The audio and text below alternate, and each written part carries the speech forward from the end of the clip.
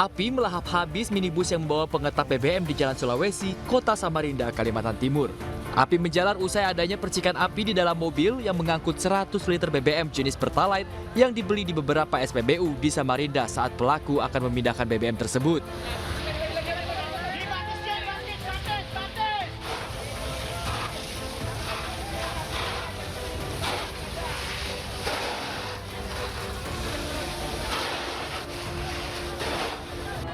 Api sulit dipadamkan karena BBM jenis Pertalite yang sudah bercampur dengan air.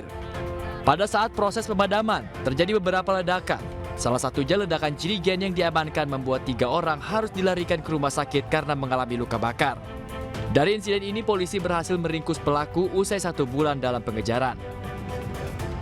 Kita ini sudah hampir 3 tahun menekuni pekerjaan ini, yang mana yang bersangkutan sehari-harinya di samping menjual barang kelontongan juga menjual BBM jenis Pertalite dengan menggunakan dispenser yang sudah dimodifikasi sedemikian rupa. Pelaku diketahui telah lama berprofesi sebagai pengetap atau menjual kembali BBM yang dibeli dari sejumlah SPBU. Akibat perbuatannya, pelaku dikenakan pasal 40 Jungto pasal 53 Undang-Undang Republik Indonesia Nomor 11 Tahun 2020 tentang Cipta Kerja dengan ancaman hukuman 5 tahun penjara. Dari Samarinda, Kalimantan Timur, Mas Kardiansyah, iNews melaporkan.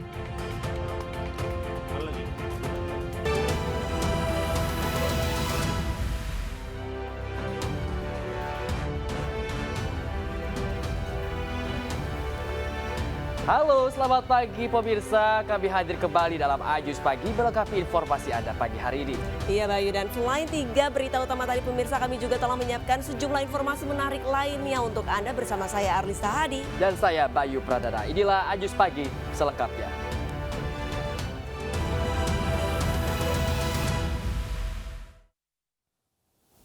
Kita ke informasi pertama pemirsa, hilang kendali sebuah truk di Merauke, Papua menabrak 2 sepeda motor. 1 orang pemotor tewas di tempat kejadian dalam peristiwa tersebut. Ya pemirsa, diduga pengemudi dam truk dipengaruhi minuman keras.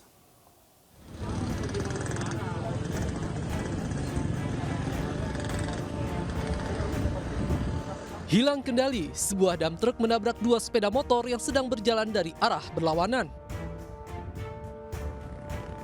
Diduga pengemudi truk dipengaruhi minuman keras. Sebelum menabrak 2 sepeda motor, truk sempat menabrak kios-kios yang berada di sisi kirinya. Karena panik, sopir truk membanting setir ke kanan hingga menabrak 2 motor dari arah berlawanan. Akibat kecelakaan tersebut, 1 orang pengendara sepeda motor tewas di tempat dan 1 pengendara sepeda motor lainnya pingsan dan dibawa ke rumah sakit. Tabrak dulu kios, terus dia naik ke trotoar itu, terus dia tabrak kayu ini, terus dia menyeberang sini tabrak motor. Pengendara motor itu, pengendara motor yang 1 meninggal, terus tabrak lagi sana sumur. Oh begitu. Nah, 1 yang perempuan tadi yang mau ke kampus itu, yang perempuan itu pisah. Nah, terus kayak motornya semua rusak semua. Petugas Satlantas Polres Merauke yang tiba di lokasi langsung olah TKP dan memeriksa saksi-saksi. Unit truk jadi kehilangan kendali karena kita duga pengendaranya atau pengemudinya dalam pengaruh minuman alkohol. Untuk mengetahui penyebab kecelakaan ini, sopir truk dan truknya dibawa ke Satlantas Polres Merauke, Papua Selatan. Dari Merauke, Papua Selatan, Muhammad Syahril Muslimin, iNews melaporkan. 2 pasien tewas saat kebakaran di Rumah Sakit Umum Daerah AB Pura Jayapura. Api yang diduga berasal dari gedung administrasi dengan cepat menjalar ke gedung instalasi gawat darurat. Tidak ada korban jiwa dalam kebakaran tersebut.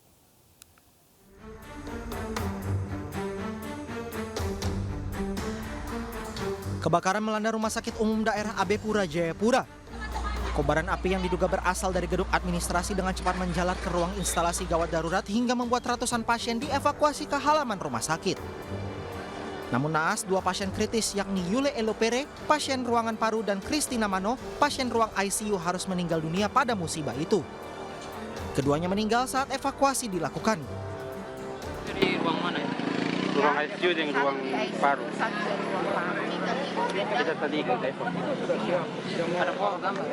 Jadi yang meninggal ini juga pasien evakuasi juga ya?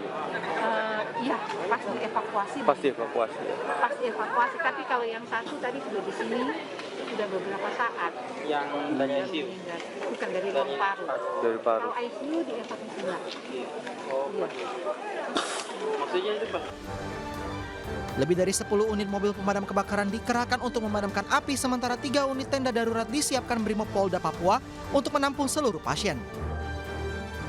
Dari Jayapura, Papua, Edi Siswanto, iNews melaporkan. Pemirsa, sebuah rumah mewah di Kelurahan Ancol, Kecamatan Pademangan, Jakarta Utara, ludes terbakar. Diduga kebakaran terjadi akibat korsleting listrik pada lantai 2 rumah.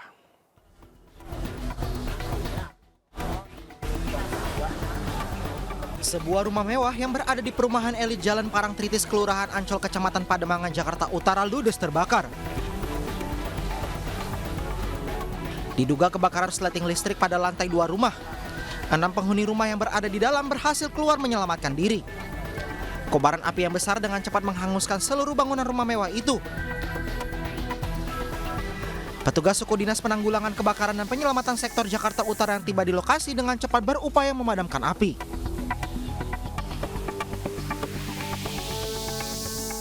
Nyala api gitu langsung tiba-tiba angin kencang, langsung ngebul ke atas. Kita kabur kali semua keluar, kabur. Itu dari lantai berapa? Dari lantai atas. Api lantai 2 ya? Lantai 2. Tidak ada korban jiwa maupun luka dalam peristiwa kebakaran ini. 12 unit mobil pemadam kebakaran dan 120 personel diterjunkan untuk memadamkan api, dan api berhasil dipadamkan 1 jam kemudian. Dari Jakarta, Rizky Falufi, iNews melaporkan. Sebuah pangkalan gas di Subang, Jawa Barat meledak dan terbakar. 5 orang luka akibat kejadian tersebut. Allahu Akbar.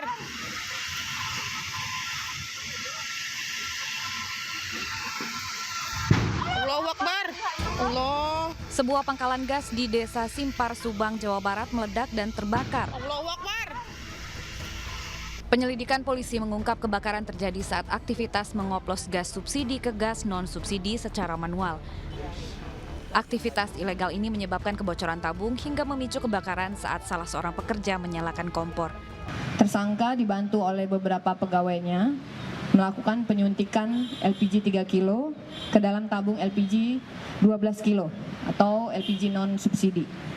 Kemudian karena terjadi kebocoran gas karena alat suntik tabung yang digunakan masih manual, ketika salah satu pegawai menyalakan kompor gas yang berada di sekitar area gudang untuk menyeduh kopi, kemudian kompor tersebut menyambar ke area penyuntikan LPG. Peristiwa ini menyebabkan 5 orang luka dan polisi telah menetapkan pemilik pangkalan sebagai tersangka. Pelaku terancam pasal berlapis dengan ancaman hukuman penjara 5 tahun hingga seumur hidup. Dari Subang, Jawa Barat, Yudi Heriawan, iNews melaporkan.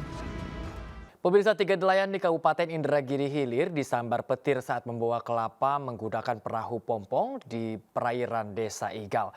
1 nelayan tewas di lokasi, sementara 2 lainnya mengalami trauma.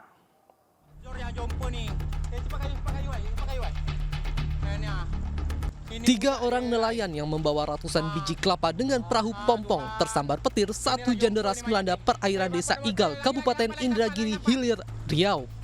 1 korban berinisial AM jatuh ke sungai dan hilang, sementara 2 nelayan lainnya selamat dan meminta pertolongan masyarakat.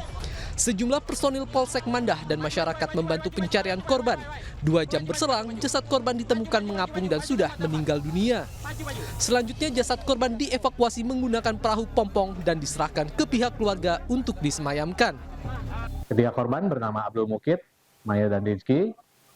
Pada saat sedang menggunakan pompong, cuaca hujan, kemudian tiba-tiba petir menyambar kapal pompong yang ditumpangi korban.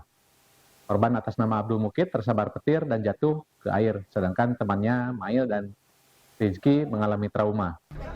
Sementara 2 nelayan yang selamat dari peristiwa itu mengalami trauma dan menjalani perawatan medis di puskesmas terdekat. Dari Indragiri Hilir, Riau, Muhammad Yusuf, iNews melaporkan. Seorang pria ditemukan tewas termutilasi dan dicor di depot air isi ulang di Semarang, Jawa Tengah. Sementara itu, sesosok jasad wanita ditemukan di sebuah gudang peluru di Surabaya, Jawa Timur.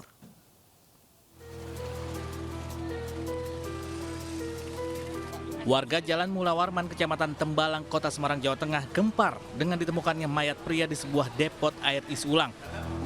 Mayat korban dicor di sela-sela ruko dalam keadaan termutilasi. Mayat ditemukan usai kerabat korban mencium aroma tak sedap dari lokasi. Saat dicek, pemilik bangunan melihat kaki korban yang sudah dalam kondisi dicor. Diketahui korban adalah pemilik usaha depot air isi ulang yang diduga dibunuh beberapa hari lalu.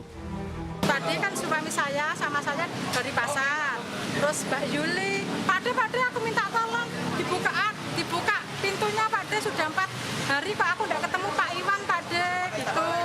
Saya kok penasaran di sini kok ada baunya Pak De, terus suami saya buka sama Mbak Yuli itu, terus kok ada kelihatan kaki, sudah suami saya keluar sama gemeteran gitu. Kondisi mayat pada saat ditemukan, mayat dalam keadaan di beton dicor, mayat dalam keadaan dicor dengan kaki terlihat ke atas. Itu posisi terbalik dengan kaki di atas. Polisi membawa jasad korban ke kamar mayat Rumah Sakit Dr. Karyadi Semarang untuk diotopsi. Polisi telah memeriksa 1 orang saksi untuk dimintai keterangan. Polisi pun juga sedang mencari keberadaan seorang karyawan yang menghilang pasca kejadian. Pemirsa, Polres Metro Bekasi panggil karyawati dan atasan terkait dugaan syarat staycation untuk perpanjang kontrak kerja di Cikarang, Kabupaten Bekasi, Jawa Barat. Pemanggilan tersebut guna menggali keterangan untuk mengungkap kasus dugaan tindak pidana pelecehan.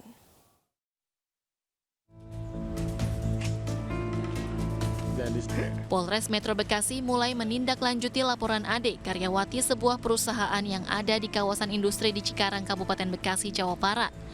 Korban akan memberikan keterangannya ke penyidik Polres Metro Bekasi terkait laporan ajakan staycation oleh atasannya untuk perpanjang kontrak kerja. Selain korban, terlapor juga akan memberikan keterangannya di Polres Metro Bekasi. Polisi juga mendalami laporan tersebut dari hasil barang bukti dan keterangan korban. Hingga kini belum ada korban lainnya yang melapor ke Polres Metro Bekasi.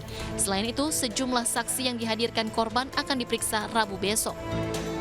Laporan hari Sabtu kemarin kami tindak lanjuti untuk mengundang dan memberikan klarifikasi atau keterangan.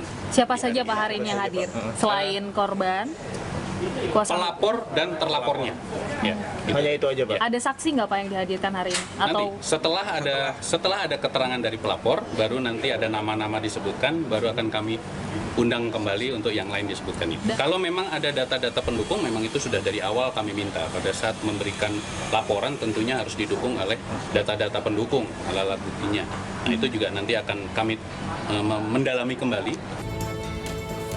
Sebelumnya, Ade, buruh wanita yang menjadi salah satu korban pelecehan seksual bosnya, lapor ke Polres Metro Bekasi didampingi kuasa hukumnya. Pelaporan tersebut lantaran jagat maya dihebohkan dengan unggahan salah satu akun di media sosial yang menyebutkan adanya persyaratan staycation yang diterapkan atasan kepada karyawatinya untuk memperpanjang kontrak kerja. Dari Kabupaten Bekasi, Jawa Barat, Didit Junaidi, iNews melaporkan.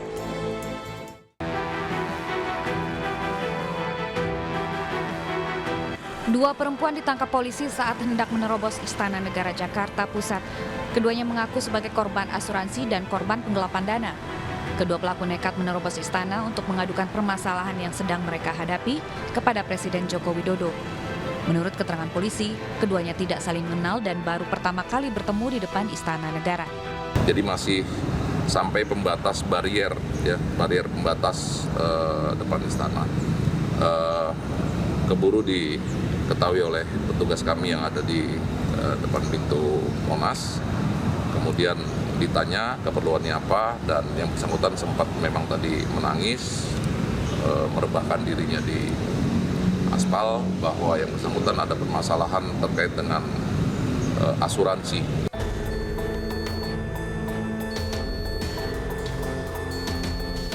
Aksi nekat serupa sebelumnya juga pernah terjadi. Seorang perempuan yang tidak diketahui identitasnya ditangkap polisi di depan gerbang utama Istana Kepresidenan Jakarta. Perempuan ini bahkan sempat menodongkan pistol ke arah anggota Pas Pampres yang berjaga. Namun dengan sigap, aparat langsung membekuk pelaku. Tim Liputan iNews melaporkan.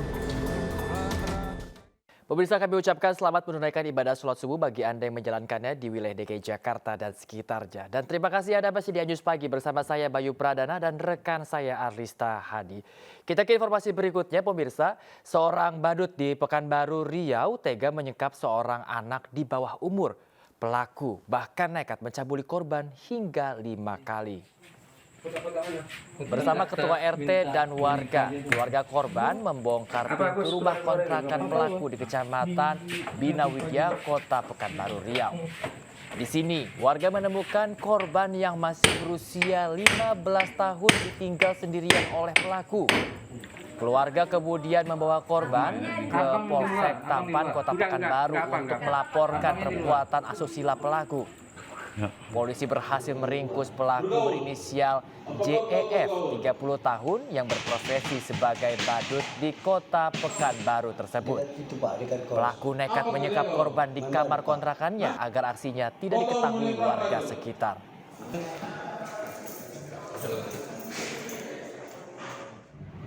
Korban ini mau ikuti pelaku karena dia merasa nyaman, karena dia diperhatikan dan dia dibeli baju dan dia dilengkapi seperti wanita lain gitu. Untuk pasal yang kita terapkan dan ancaman hukuman terhadap pelaku ini apa nih? Pasal ini adalah pasal perlindungan anak, ancamannya di atas 10 tahun penjara.